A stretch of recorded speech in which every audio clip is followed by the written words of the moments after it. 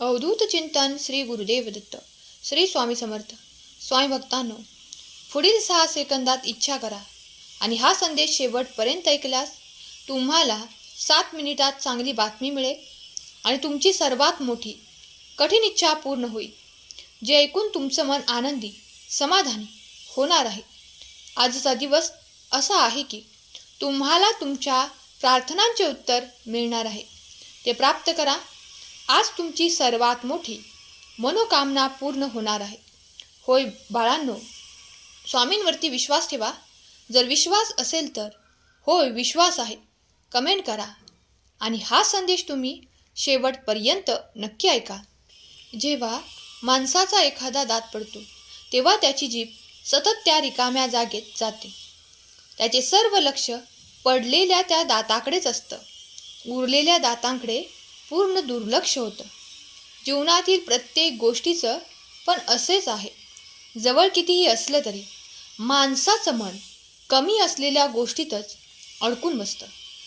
आपल्या बोलण्याचा सगळेजण चांगलाच अर्थ घेतील अशा भ्रमात कधीच राहू नका. आपण कितीही चांगले बोललो तरी आपल्या शब्दाचा अर्थ प्रत्येकजण त्याच्या स्वभावानुसारच घेणार. जगण्यातील वेदना कमी करायच्या असतील तर या गोष्टी तुम्ही शिकल्याच पाहिजेत. काहीही आपलं नाही, काहीही आपलं नव्हतं आणि काहीही आपलं राहणार नाही, हे जेव्हा तुम्हाला समजल तेव्हा तुम्ही आयुष्य नक्कीच आनंदाने जगाल.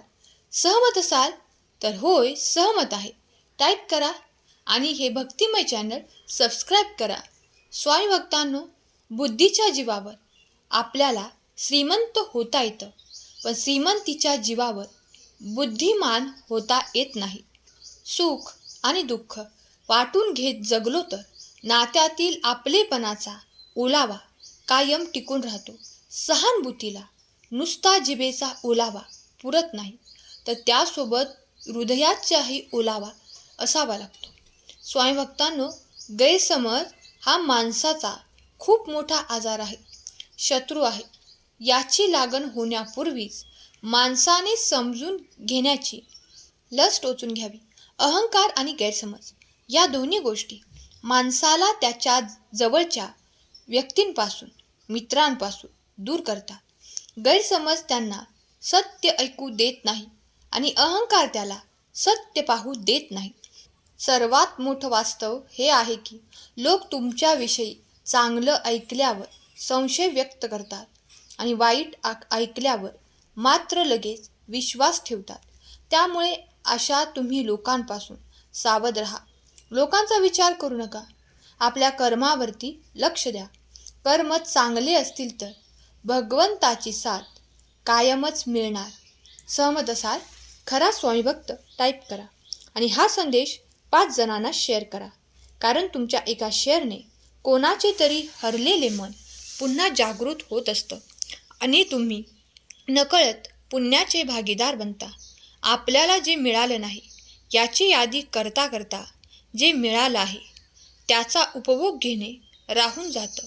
सुखाची धडपड हवी, पण त्या सुखाला कुठेतरी समाधानाची सीमा असावी. जेवढे तुमचे समाधान असेल तेवढे तुम्ही थकत नाही. जास्त विचाराने माणूस थकतो, म्हणून सतत हसत राहा. विचार सोडा, चिंता सोडा. आपण आहात तर जीवन आहे ही संकल्पना मनी बाळगा. आनंदी राहा, खुश राहा. भगवंताचे नामस्मरण करत राहा. विश्वास असेल तर स्वामी नामाचा जप करा आणि संदेश तुम्ही शेवटपर्यंत ऐका. स्वामी भक्तांनो, आपल्या कर्तृत्वाला, यशाला चकाकी तेव्हाच मिळते जेव्हा प्रयत्नांचा पाया मजबूत असतो आणि व्यक्तीला आधाराचे स्थान तेव्हाच मिळते जेव्हा त्याची प्रत्येक कृती प्रामाणिक असते आणि सर्व कामे तो प्रामाणिकपणे करतो. तुम्ही प्रामाणिकपणे नक्की प्रयत्न करा. प्रत्येक पावलावर यश तुम्हाला नक्कीच भेटत जाईल. कधी आयुष्याचे धागे जर उसवले तर मित्रांकडे जाऊ. त्या मित्राचे धाडसाचे शिंपी असतात.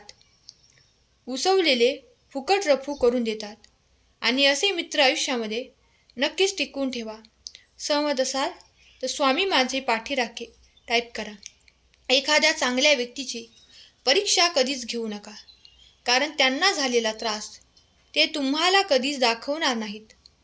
मात्र ते तुमच्या आनंदासाठी तुमच्या आयुष्यातून शांतपणे निघून जातील. अंधारात वेळ वाया घालवण्यापेक्षा तो दिवा लावायला द्यायला हवा.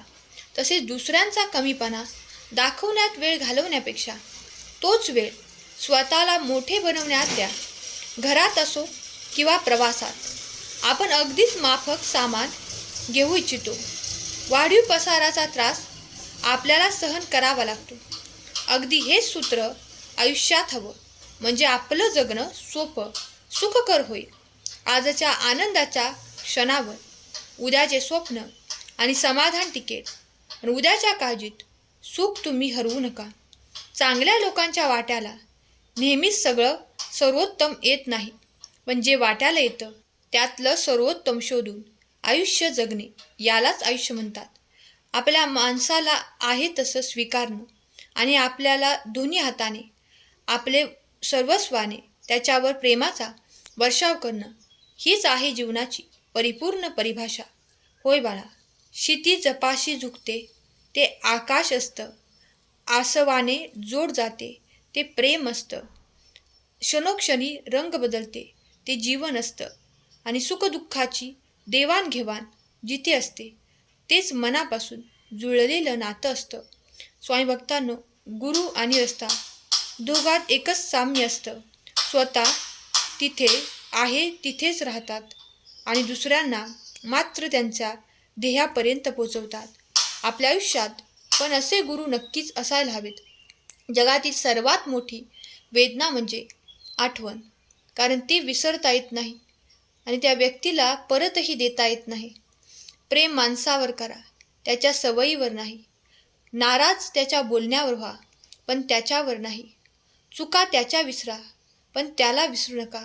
कारण साध्या सरळ माणसाचा कधीही कोणता ब्रँड नसतो. साधी माणसंच माणुसकीचा ब्रँड असतात. जगाचा मालक सोबत असताना सीता मातेला मुठभर सोनं असलेल्या हरणाचा मोह झाला आणि रावणाचे अख्ख्या लंका सोन्याची असताना मात्र अशोकवनात प्रभू रामाची किंमत सोन्यापेक्षा मोठी आहे हे कळलं.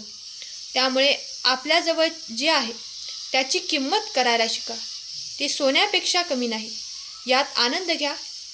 जे नाही त्याचा मोह केला की दुःखच पदरी पडणार, त्यातून आपल्याला सुख मिळणार नाही. भगवंताने आपल्याला जे दिलं आहे त्यातच समाधानी राहा आणि भगवंताचे तुम्ही कृतज्ञ राहा, कारण तुम्ही भगवंताचे प्रिय बाळ आहात आणि भगवंत प्रिय भक्ताच्या पाठीशी कायम असतात. सहमत असाल तर संदेशाला लाईक करा, चॅनलला सबस्क्राईब करा आणि कमेंट बॉक्समध्ये तुम्हाला संदेश कसा वाटला हे नक्की सांगा. तुम्ही देवाचे लाडके भक्त आहात. स्वामी सदैव तुमच्यावर कृपा करोत हीच स्वामी माऊली चरणी प्रार्थना. केलेली सेवा स्वामींचरणी अर्पण करते.